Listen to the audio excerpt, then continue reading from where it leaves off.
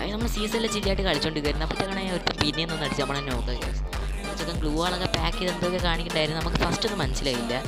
അങ്ങനെ നമ്മുടെ ടീമേറ്റിനും കൂടെ അവ അടിച്ചങ്ങ് കൊന്നായിരുന്നു കേസ്. ഓക്കെ, AW വെച്ച് ഹെഡ് ഷോട്ടൊക്കെ അടിച്ചാൽ നമ്മുടെ ടീമേറ്റിനും കൊന്ന അമ്മ ആ റൗണ്ട് അങ്ങ് എടുത്ത് കേസ്.